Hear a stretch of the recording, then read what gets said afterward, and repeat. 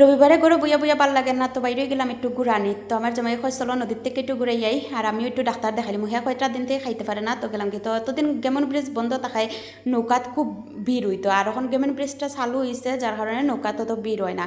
তো একটু চলতে পারে, আমরা ওফার থেকে ওফারও গেছি, আবার ওফারও আইসি আর কি। তো এদিকে আমার জামাই জিগার যে তোমার ফার্স্ট এক্সপিরিয়েন্স কীরকম, এই সেই নানান কথাবার্তা ওর আর কি। আমি প্রথম নৌকা তুলছি, সত্যি খুব ভালো লাগছে, আমার বাচ্চাও খুব আনন্দ। তো এদিকে আমার জামাইও একটু অসুস্থ আছে, অসুস্থ কিতা মানে কয়েকদিন থেকে খাইতে পারে না আর কি, আর গ্যাসের একটু সমস্যা।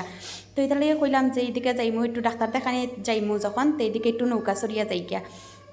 তো নৌকা চলিলাম, নৌকা চলিয়া এইদিকে গেল কি একটু পাম্প, পেট্রোল পাম্প। তো পেট্রোল পাম্প গিয়া তেল ঢুকাইলো, তেল ঢুকাইয়া আমরা এইদিকে রোয়ানা দিলাম ডাক্তারের এদিকে। তো ডাক্তার বইব 3টার সময়, আমরাও প্রায় এরকম গেছি গিয়া 3টার দিকে গেছি গিয়া ডাক্তারে দেখতে দেখতে অনেক লেট হয়েছে, 6টা বাজে গেছে।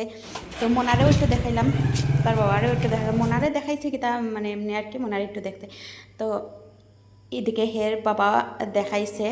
তো ডাক্তারে দেখিন যা শয়তানি শুরু করছে আর কি, আমার মনে হইতে কিতা কইতাম, সব বাচ্চা ইনতে হেরের দিককে ডরাই গেছে। হের ইতা শয়তানি দেখিয়া অন্য বাচ্চারা ডরাই গেছে, আর মানুষে আসতে আসতে শেষ হয়ে যায়। এদিকে হেও তো শয়তানি করে, হে কিতা ডাক্তারের দরজা খুলে শয়তানি করতে করতে ডাক্তার দরজার মধ্যে গিয়া দপ খড়ি পড়ছে হে। তো এদিকে ডাক্তার দেখানি শেষ, আমরা আই গেছি, আর অনেক ফেটো কুদা লাগছে।